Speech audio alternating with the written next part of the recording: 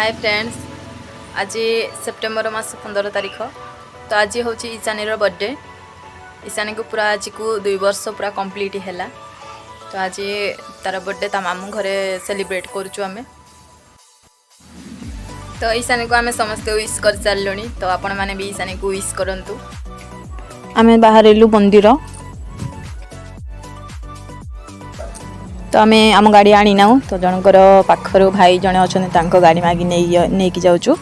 तो पापा गाड़ी चलाउँ, ईशानी बसी। ईशानी मामा भी पछपटे बसी। तो आम बाहर मंदिर।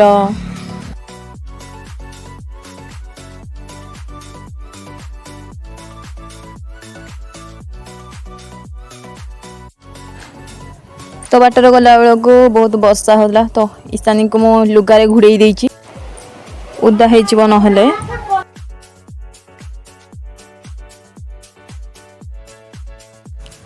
फाइनाली आम मंदिर पहुँची गलु। तो ये भी बहुत वर्षा हो। तो आम जल्दी जल्दी पलाऊँ मंदिर भीतर को, ना पूरा पूरी भिजी जीवु।